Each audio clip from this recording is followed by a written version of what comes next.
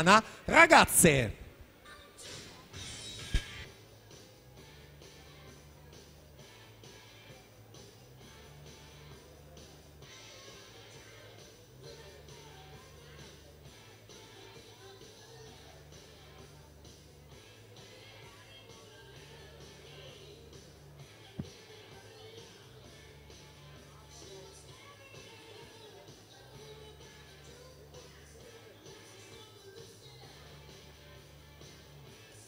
Presentiamo queste atlete. In corsia 1 parte Alice Pinarelli, Idros.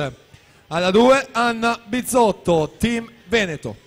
Corsia 3 Maria Tessari, Sporting Club Verona. Corsia 4 Caterina Battaglia, Vissauro. Alla 5 Andrea Elena Lion, Idros. Corsia 6 Maddalena Tibaldo, Unione Nuoto Friuli.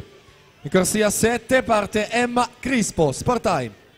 Corsia 8 Elisabetta Turri, Unione Nuoto Friuli.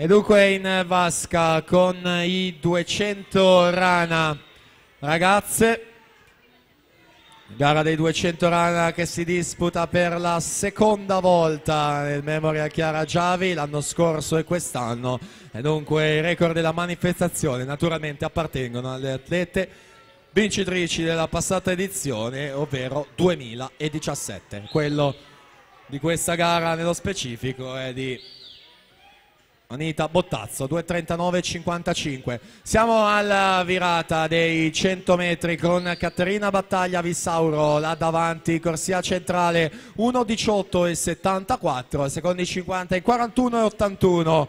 Andrea Elena Lion 41,40, Maria Tessari 42,39.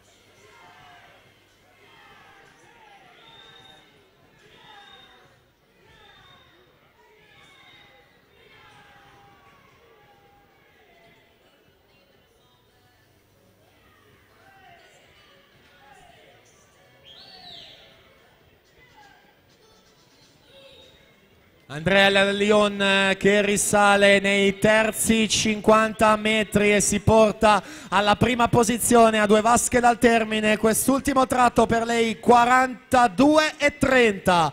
Un secondo più lenta la Battaglia, 43,30, e poi Maria Tessari sempre terza, 42,29, la più veloce del terzo tratto.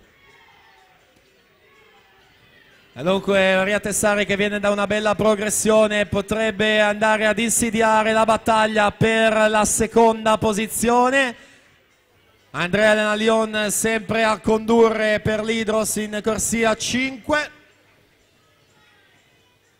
Ultime bracciate per aggiudicarsi questa finale 200 Rana categoria ragazze. Andrea Elena Lion 2:43,25.